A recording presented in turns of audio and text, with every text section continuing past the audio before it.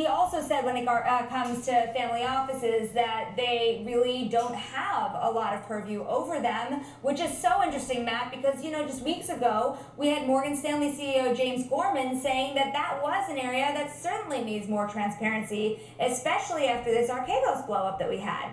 He did say a few actionable things. He said his staff was working on a report about what happened in January around those GameStop pickups, something that we can expect this summer. He also said that he's asking staff to review market making and brokerage concentration. So think Citadel Securities. That industry will definitely be getting a closer look under this current SEC.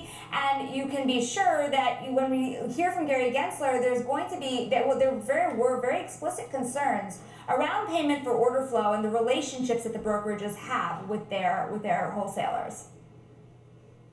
Yeah, it really fascinating stuff, and he wants to basically provide more transparency. That's what we heard from both of them, especially in terms of short selling. But I just think it's so interesting that, for someone who to Wharton, worked at Goldman Sachs, worked at the Department of Treasury, ran the CFTC, and is a professor at MIT Sloan School of Management. If he has to double check on the rules so much, it's got to make your job as a compliance officer very difficult. It's not even double checking the rules. I mean, the words that he had said was that he has to use the power that Congress has given him, which means he's hamstrung in some of these areas, right? The SEC simply can't fix all your problems. So, the thing is, I think what's interesting, this was not a GameStop hearing, Matt. This was a Gary Gensler hearing. Let's be absolutely clear. He's been asked to talk about climate change, about forced arbitration among financial firms and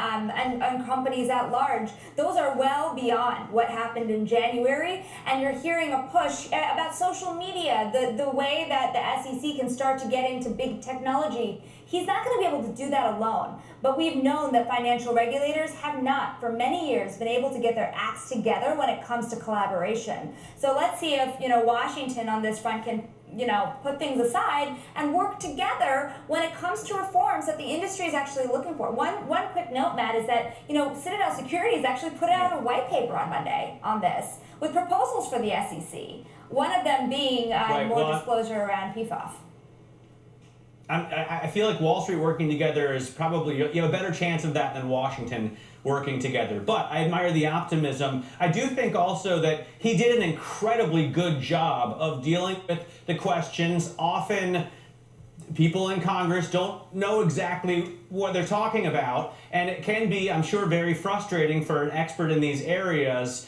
He was incredibly congenial, incredibly collaborative. He's clearly worked with many of these officials before, and they seem to like him. Yeah, so certainly what he said a lot. Nice to work with you again. When Carolyn Maloney was saying that, really harkened back to his days after 2008 when he was in charge of the SEC, right?